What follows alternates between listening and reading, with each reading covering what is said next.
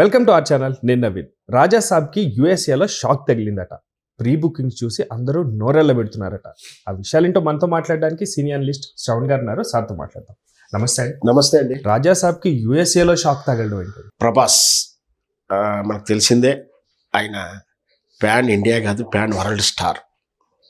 రాజాసాబ్ చిత్రం రేపు సంక్రాంతి విడుదలగా, మనకు తెలుసు తెలుగు ప్రేక్షకులకు సంక్రాంతి వేడుకల్లోకి ఎట్లా ఉంటుందో పోటాపోటీ చిత్రాలు. సో ఆ బరిలోకి వస్తూ రాజాసాబ్ రేపు జనవరి 9వ తారీఖు ప్రపంచవ్యాప్తంగా రిలీజ్ అవుతుంది. కొంతమంది అభిమానులకు premiere show, special show, benefit show, రకరకాల రూపంలో వేసేటువంటి షో 8వ తారీఖు పడుతూ ఉంటాయి.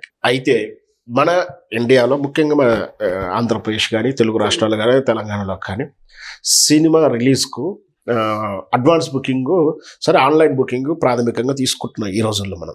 సో 2 రోజుల ముందు, 3 రోజుల ముందు, అంతకన్నా ముందు మ్యాక్సిమం ఓపెన్ అవ్వవు. ఒకవేళ అక్కడ బజ్ ఉన్నప్పటికి కూడా టికెట్ బుకింగ్ అనేది 2-3 డేస్ ముందే ఉంటుంది. కానీ యుఎస్ఏలో అలా కల్చర్ కాదు. యుఎస్ఏలో ఒక్కొక్కసారి 2 వీక్స్ ముందు, 3 వీక్స్ ముందు కూడా ఓపెన్ అయి ఉంటాయి. అంటే ఇప్పుడు తెలుగు రాష్ట్రాలలో రాజాసాబ్ చిత్రానికి ఆన్లైన్ బుకింగ్ అది బుక్ మై షోలో కానీ ఏదైనా షో ఇంకా ఓపెన్ అయితే కాలేదు. కానీ ఓపెన్ అయి ఉంటే సినిమా బజ్ ఏందో మనకు ఆల్రెడీ కొంచెం సాక్ష్యాధారంతో మనం స్టడీ చేసినట్టుగా ఉంటుంది. కానీ యుఎస్లో ఆల్రెడీ స్టార్ట్ అయింది. దగ్గర ఓపెన్ చేసిన కాంచి 99% అన్నీ అసలు విత్ ఇన్ 1 or 2 డేస్లో కంప్లీట్ అయిపోయాయి.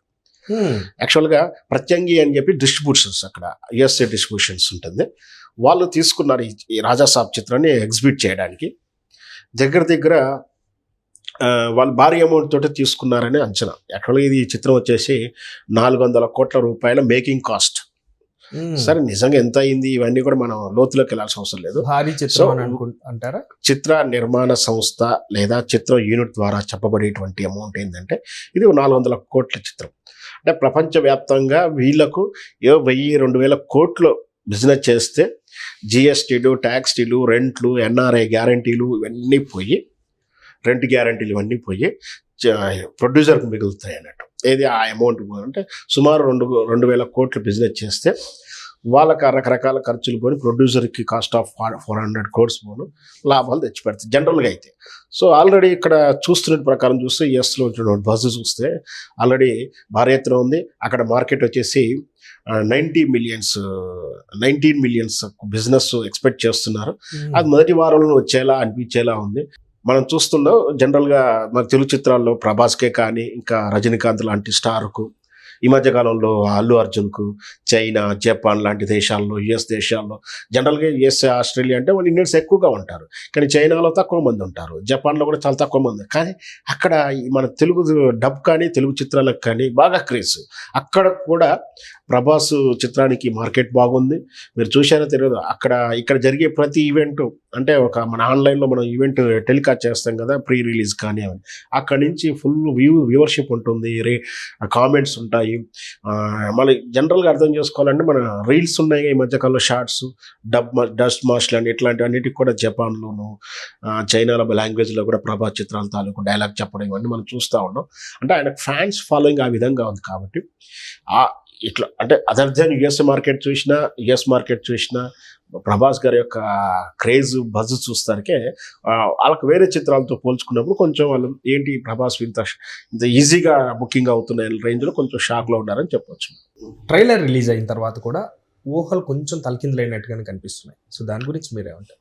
ప్రభాస్ చిత్రంలో మొదటి ట్రైలర్ కన్నా 2వ ట్రైలర్లో వచ్చేసరికి హైప్ ఎక్కువైంది. మనం చూసే విజువల్ ఎఫెక్ట్ ఎంత బాగుందో, అంటే మనం వేరే చిత్రాలతో పోల్చలేము. కానీ మనకు చంద్రముఖి చిత్రం ఉంది. చంద్రముఖిలో కూడా పాత మహాలు, అక్కడ వెళ్ళడాలు, అంటే రాజవంశుల తర్వాత వారసులు, ఒకనాటి రాజ బిల్డింగు, లేదో నిన్నటి అరుంధతి చిత్రంలో కూడా రాజమహల్, అట్లా ఆ తరహా ఫాంటసీ కానీ, ఆ మాయాజాలాలు, మంత్రాలు, దైవశక్తుల గురించి ఆ సినిమాలు ఎట్లా హిట్ అయిందో మనం చూసాం. ఖచ్చితంగా ఈ చిత్రంలో కూడా ఆ కోవకి చెందినట్టుగా మనం భావించవచ్చు. అక్కడ ప్రభాస్ గారు వాళ్ళ నానమ్మ గురించి మాట్లాడడం కానీ, అంటే ఒక రాజమందిరంలో రాజపూర్వీకులు ఉన్నటువంటి వాళ్ళ తాతగారు లాంటి వాళ్ళు ఉన్నటువంటి నిధిని తీసుకురావడానికో, ఆస్తిని కాపాడడానికో దానికి సంజయ్ దత్ కూడా తోడవడం, బహుశా అది ఆ తాత తాలూకు వారసత్వం నుంచి ఇతను వచ్చినటువంటి చిత్రం నేపథ్యం ఏంటి, ఇవన్నీ కూడా చిత్రంలో ఎలా ఉండబోతుంది, ఒక యాగ్జైటింగ్ అయితే క్రియేట్ అయింది. సో ఆటోమేటిక్గా బస్ క్రియేట్ అయింది. దాంట్లో తమనిచ్చినటువంటి ఆర్ఆర్ మ్యూజిక్ ఏదైతే ఉందో, సౌండ్ ఎఫెక్ట్స్ ఉన్నాయో, మనం నిన్నగాక మనం చూసాం అఖండ 2లో ఏ విధంగా బాక్స్ బద్దలైపోయాయో, దర్దలు ఆడుతూ ఉంటుంది సినిమా చూస్తుందని చెప్పి కూడా. అంటే ఆ సన్నివేశంలో ఆర్ఆర్ ఎంత డిమాండ్ చేస్తుందో ఆ డిమాండ్ కన్నా ఎక్కువ ఆ తమనిచ్చేటువంటి ఆ ఫీల్, అది ఆ ఎఫెక్ట్ చూసిన తర్వాత కూడా సినిమా మీద క్రేజ్ పెరుగుతూ ఉంటుంది.